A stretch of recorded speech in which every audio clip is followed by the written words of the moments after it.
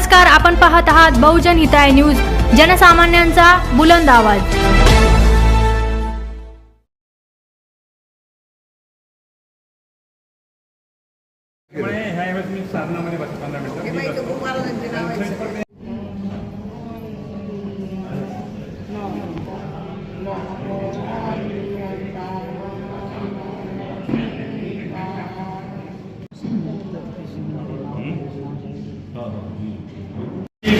गुरु भगवंताकडे धर्माकडे जाण्यासाठी सुद्धा काहीतरी पुण्य लागते।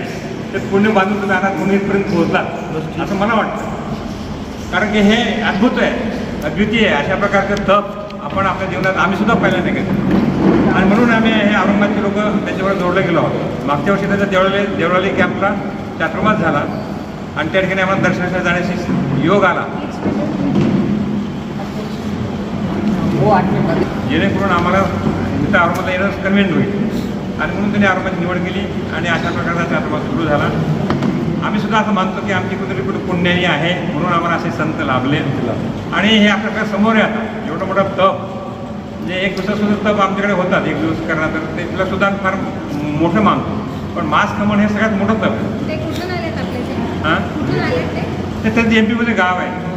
आता गाव सोडून पहिला नाही, त्यांचा मागचं जवळ कॅम्प होतं नाशिक, हे बदलतात दरवर्षी, एक ठिकाणी करत नाही चातुर्मास। आता दरवर्षी बदलतात, गाव बदलतात, नवीन ठिकाणी त्यांना बोलवतात। आता त्यांना मुंबईची विनंती होती आणि 2-3 ठिकाणची विनंती होती, त्याच्यात त्यांनी औरंगाबाद निवड केली। म्हणजे काय सर, लोकांना वाटतं ना एवढे संत झाले तर आपल्या गावात तपस्या होऊ शकते, पण चातुर्मास चांगला होऊ शकतो। प्रत्येकाची इच्छा असते चातुर्मास संत चातुर्मास व्हावा, पण ज्याची काही पुण्य नाही असते त्याला लोक मिळतात, असे संत मिळतात। तर आमचं काहीतरी काही पुण्य उदयाला आलं असेल आणि आम्हाला असे संत मिळाले, आणि हे अगदी 8 तपस्यावाली सुरुवात आहे। तुम्ही अंगा बहीणचं बघितलं, 41 उपवास त्यांनी त्या महिलेला 3 उपवाससुद्धा होत नव्हते, एकाष्टसुद्धा होत नव्हतं। माझ्या भाचीने मागच्या वर्षी देवळाली कॅम्पमध्ये एक मास कमंड केलं, तिला एकाष्टामध्ये जळगावला त्रास झाला, डॉक्टरला बोलावं लागलं। पण यांच्याकडे गेल्यानंतर औषध आहे, हे तुम्ही जे म्हटलं तर सर, आता ते आत्म्याशी भगवानशी जोडणं हे प्रकारचं तप करायची शक्ती तिथून मिळते।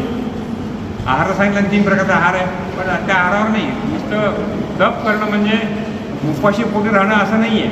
तर त्या ठिकाणी भगवानशी जोडणं हे उपवास, कारण की उप म्हणजे आत्मा, वास म्हणजे निवास, आत्म्याजवळ जाणे ह्याचं नाव उपवास आहे।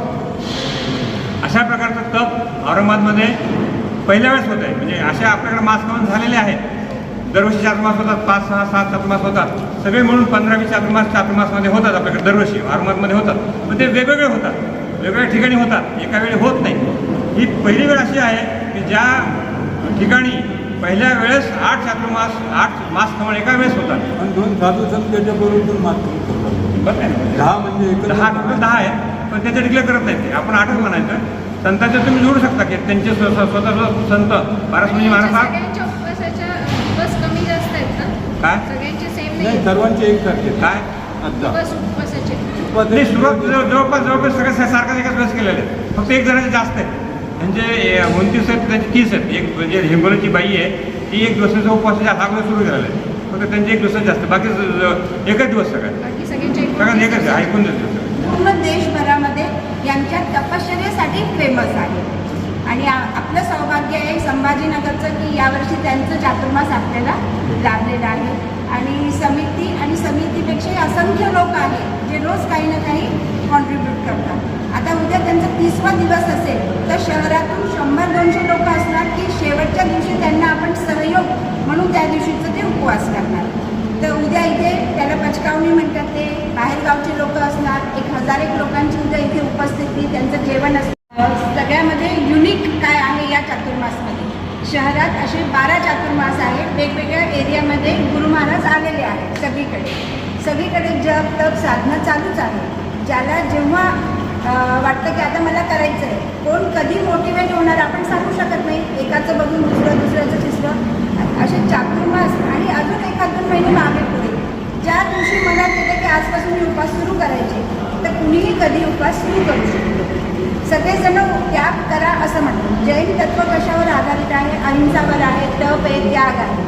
तर त्यागमध्ये गुरु महाराज समजा सांगतात की तुम्ही तपश्चर्या करा, पण हे गुरु महाराज असे आहे की आधी स्वतः डेमॉन्स्ट्रेशन देतात की बघा मी करू शकतो म्हणजे तुम्हीही करू शकता। पूर्ण देशभरामध्ये यांच्या तपश्चर्येसाठी फेमस आहे।